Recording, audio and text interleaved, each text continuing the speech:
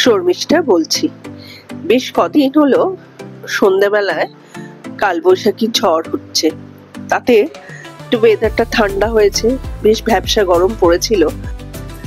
ঝড় বৃষ্টি একটু কমতে বারান্দায় গেলাম, হঠাৎ চোখে পড়লো জনশূন্য রাস্তায় একজন হকার যে মাথা বুড়ির চুল বিক্রি করে, সে শীর্ণকায় অবস্থায় হাঁটতে পারছে না, তাও সে রোজগারের তাগিদে এই ঝড় বৃষ্টির মধ্যেও বেরিয়ে পড়েছে।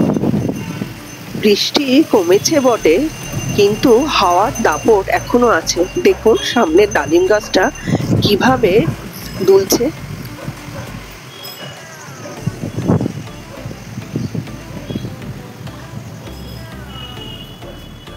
আর আকাশে মেঘগুলো কি সুন্দর পেঁজা তুলোর মতো ভেসে যাচ্ছে। ইচ্ছে করছিল এই ঠান্ডা বাতাস আরো ভরপুর উপভোগ করি, কিন্তু উপায় নেই। তাড়াতাড়ি পরের দিন সকালে আমাকে তাড়াতাড়ি উঠতে হবে। 3টের সময় সোমনাথ যাবে দিল্লি, 6টার ফ্লাইট। ফোনে অ্যালার্ম দেওয়া ছিল 3টে বাজতে না বাজতেই ঘুম চুকে তাড়াতাড়ি উঠে পড়লাম। উঠে সোজা চলে গেলাম রান্নাঘরে, একটু চা বসাবো। সোমনাথ ততক্ষণ রেডি হোক, আমি ছাদের দরজা খুলে একটু বাইরে কিরকম অন্ধকার, কিরকম পরিস্থিতি সেটা দেখার চেষ্টা করলাম। আলো একটুও ফোটেনি। অনেকদিন বাদে সোমনাথ যাচ্ছে। করোনার আগে পর্যন্ত সোমনাথ মাসে 2-3বার বাইরে যেত, কিন্তু করোনা পর থেকে সবকিছু অনলাইন হওয়ার জন্য এখন ট্যুরটা খুবই কমে গেছে। খুব দরকার না হলে সোমনাথ আর বাইরে যায় না। বাইরেটা কিরকম ঘন অন্ধকার দেখেছেন। এদিকে সোমনাথ তাড়া করছে, চাটা বসে যে খাবে তার উপায় নেই, অনেকদিন বাদেই যাচ্ছে, সেজন্য বোধহয় একটু টেনশন হচ্ছে। বাটিতে ঢেলেই চা খেতে শুরু করলো। আমি যা সময় আছে ধীরে সুস্থে খাও, কি আর শোনে কথা। 2টো সন্দেশ দিয়ে দিলাম হিন্দুস্তান সুইটস এর, আমাদের বাড়ির সামনেই। একটু সঙ্গে থাক, যদি কোনো দরকার পড়ে তাহলে খেতে পারবে। আর একটু ডিমের পোচ, মিষ্টি, কেক, এগুলো আমি জোগাড় করতে শুরু করলাম। আর ওইদিকে সোমনাথ রেডি হতে শুরু করলো।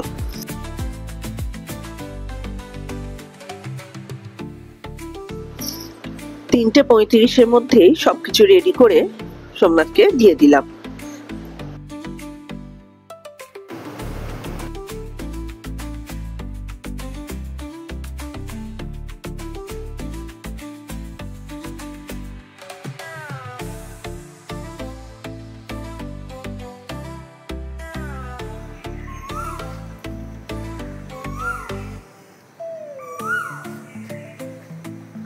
মাঝে মাঝে একটু বারান্দায়ও যাচ্ছিলাম কোকিলের ডাক শুনতে।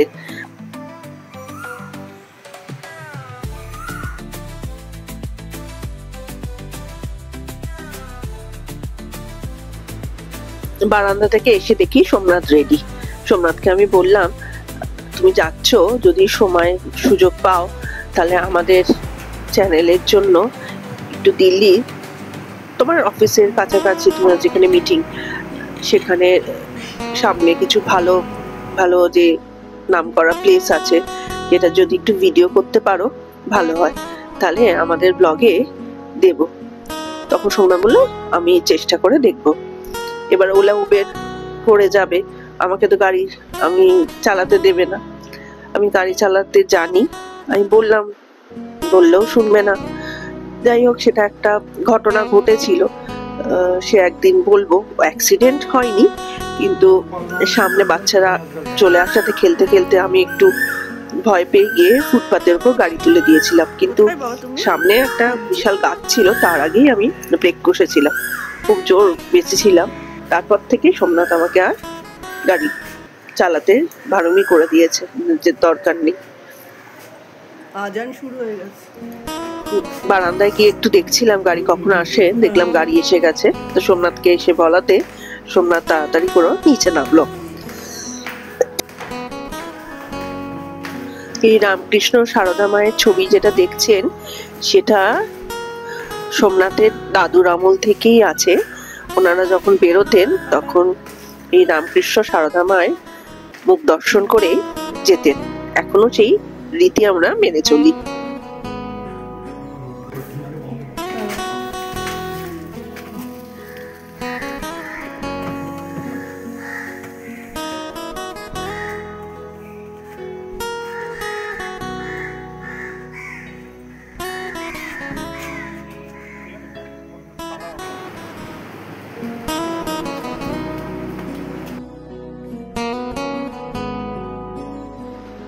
সোমনাথ বেরিয়ে যাওয়ার পর আমি বাকি কাজগুলো চটপট সেরে শোয়ার তোড়জোড় করলাম।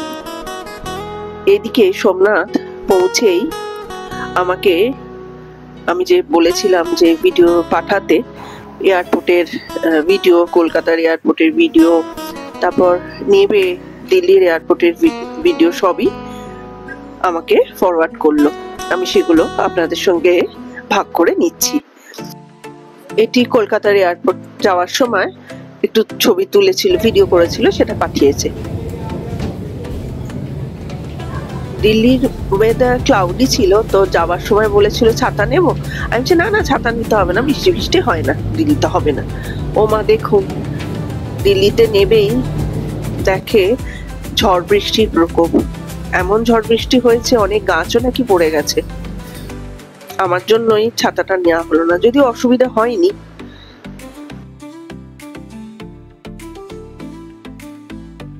দিল্লির এয়ারপোর্ট খুবই সুন্দর। আমরা কাশ্মীর যাওয়ার সময় দিল্লির এয়ারপোর্টে গেছিলাম, কিন্তু টার্মিনাল 2 আর 3-তে, 1টা হচ্ছে সবচেয়ে সুন্দর করে সাজানো। তো সোমনাথ যেহেতু 1-এ যাওয়া আসা করেছে, সেজন্য কিছু ঝলক আমার রিকোয়েস্টেই ওসব ভিডিও করেছে। দেখুন, এত ভালো লাগে যে আমাদের মনে হয় আমাদের এই দেশেই এত সুন্দর সাজসজ্জা খানিকটা বিদেশের ছোঁয়া যেন দিয়ে যায়। আমাদের দেশ কোনোভাবেই পিছিয়ে নেই কিন্তু।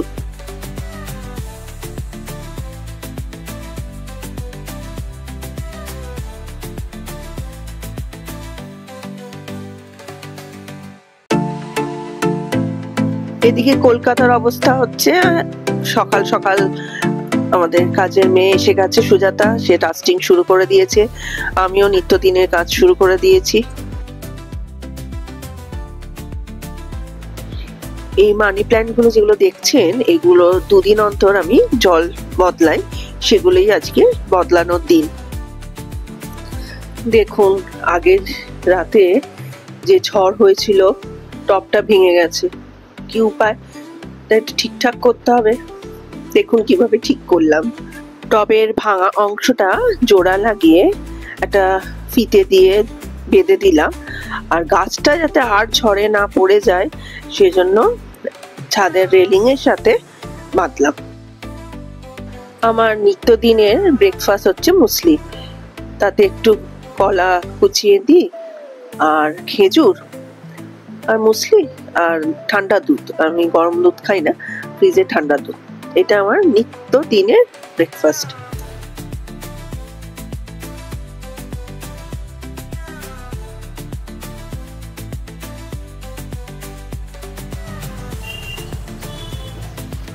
ব্রেকফাস্ট করেই চলে গেলাম রান্নাঘরে। চিকেনটাকে সর্ষের তেল, টক দই যেটা ফেটিয়ে রেখেছিলাম, কাশ্মীরি লঙ্কা, নুন আর চিনি দিয়ে, তারপর দিয়ে দিলাম আদা বাটা আর রসুন আর কাঁচা লঙ্কা পেস্ট, তারপর একে একে নুন, জিরে গুঁড়ো, ধনে গুঁড়ো দিয়ে ভালো করে ম্যারিনেট করে রাখলাম। ম্যারিনেট করার সময় একটু কাশ্মীরি লঙ্কার গুঁড়ো দিয়েছিলাম। ম্যারিনেট করতে করতে একটা ফোন বাজলো। ওপারের কণ্ঠটি আমার পিস্তত দিদি বুড়িদির। বুড়িদি বলল আমার মায়ের সাথে আজ দেখা করতে যাবে। আমি বললাম হ্যাঁ ঠিক আছে, তোমরা যাও, আমিও আসছি। ম্যারিনেট করতে দিয়ে আমি অন্যান্য কাজ সারছিলাম, জল ভরা আরো তাড়াতাড়ি করছিলাম, কারণ কাজ সেরে আমাকে যেতে হবে মায়ের কাছে। আমার বড় পিসির ফ্যামিলি আসবে মায়ের সাথে দেখা করতে। খুব আনন্দও লাগছিল, অনেকদিন বাদে আবার দেখা হবে, গল্প হবে। এর মধ্যে আমি কড়াটা চাপিয়ে দিয়েছি, কড়া গরম হলে সর্ষের তেল দিয়ে একে একে আমি দিয়ে দিলাম গরম মশলা, তেজপাতা, কাঁচা লঙ্কা, মিক্সিতে বাটা রসুন, কাঁচা লঙ্কা সেটাও দিলাম আদা বাটা,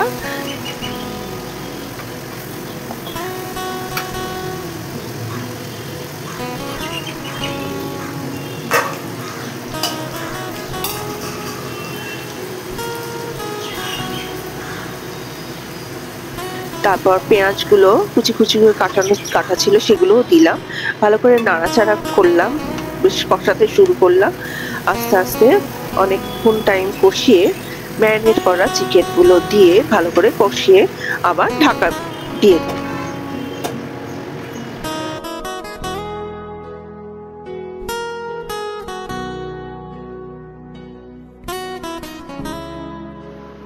কষাতে কষাতে চিকেন প্রায় জল ছেড়ে দিয়েছে।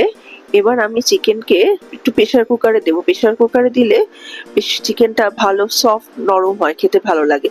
যেহেতু পরোটার সাথে খাবে সেজন্য আমি একটুখানি জল প্রেসার কুকারে গরম করলাম, করে চিকেনগুলো ভালো করে কষিয়ে কড়া থেকে প্রেসার কুকারে একটু একটু করে দিয়ে দিলাম, দিয়ে ভালো করে ফোটালাম। ফুটিয়ে প্রেসার কুকারের মুখটা বন্ধ করে 2-4টে সিটি দিয়ে চিকেনের রেসিপি তৈরি। এটাই আমি হলুদ দিই না, খেতে কিন্তু খুবই সুস্বাদু হয়। দেখুন রংটা কিরম রংটা হয়েছে। তা যেহেতু কাশ্মীরি লঙ্কার গুঁড়ো আছে তাও সেজন্য আরো রংটা খুলেছে।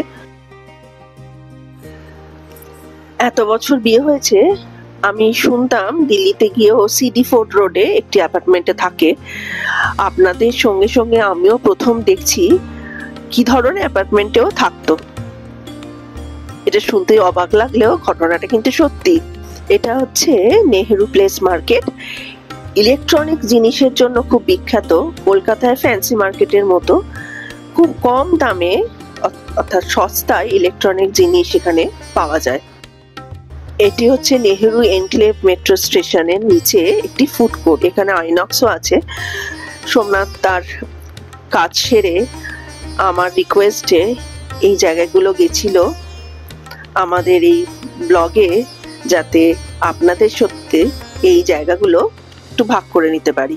কি সুন্দর জায়গা দেখুন, অনেক রকমের ফুড আইটেম এখানে আছে। মানুষের ভিড়ও খুব চোখে পড়ার মতো। এদিকে আমি কলকাতায় বসে সন্ধ্যাবেলায় চলে গেলাম মায়ের কাছে। বললাম না পিস্তত দিদিরা আসবে, দেখুন কিরম আড্ডা জমে গেছে। পিস্তত দাদা, তার বৌদি আর আমার 2 দিদি, পিস্তত দিদি।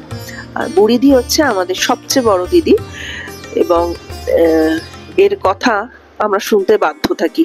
ছোটবেলায় দোল পূর্ণিমায় এখানে দোল যাত্রার যে অনুষ্ঠান এবং দোল খেলার যে ব্যাপারটা ছিল পিসির বাড়িতে মারাত্মক ছিল। আর সামনেই ছিল রাধাকৃষ্ণ মন্দির, সেটিকে উপলক্ষ করে খুব দোল খেলা হতো। আর একবার কি হয়েছিল, ছোটবেলায় আমি দোল খেলতে গিয়ে পুরো শটাং পড়ে গেছিলাম, আর পড়ে গিয়ে হাঁটুটায় মারাত্মক চোট পেয়েছিলাম।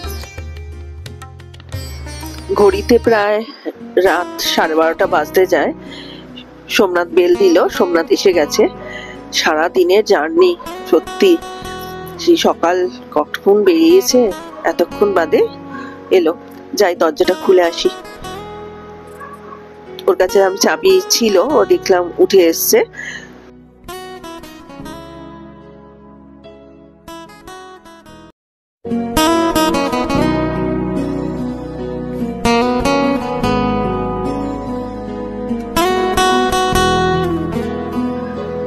আমি জিজ্ঞেস করলাম যে যেহেতু ভিডিওগুলো আমি দেখেছি যে দিল্লিতে ভালো বৃষ্টি হয়েছে, তো কোনো অসুবিধায় পড়েছি কিনা। তো বললো না, বৃষ্টি তো খুবই হয়েছে, গাছপালাও পড়েছে। আজকের দিনটা অর্থাৎ আজকের 2 মে মারাত্মক বৃষ্টি হয়েছিল। আমি এখন যখন আপনার সঙ্গে কথা বলছি এখন প্রায় 2:58, আমি এডিট করছি। সেই সময় আর একটু আগেই ওষুধে গেছে, বললো মারাত্মক আজ বৃষ্টি হয়েছে, জল জমে গেছিল, কিন্তু ছাতা নিয়ে যায়নি বলে কোনো অসুবিধা হয়নি। ওরা যখন নেমেছে তখন বৃষ্টি কমে গেছিল। আজ ওয়েদার তো দিল্লিতে খুব খারাপ ছিল।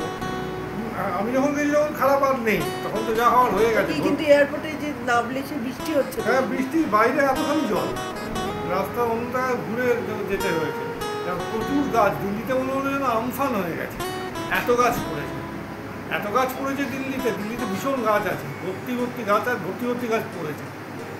আর তারপরে ফেরার সময় সারা রাস্তা না, মানে সারা আকাশ জুড়ে টার্বুলেন্ট ওয়েদার, এবং এত প্লেন কেঁপেছে, অন্য সময় ভয় লাগে। আজ এত ক্লান্ত ছিলাম, মনে হচ্ছে যেন। আজ তবে আসি, আবার আসবো আর একটি নতুন ভিডিও নিয়ে। আপনারা ভালো থাকবেন, সুস্থ থাকবেন আর খুশিতে থাকবেন। নমস্কার।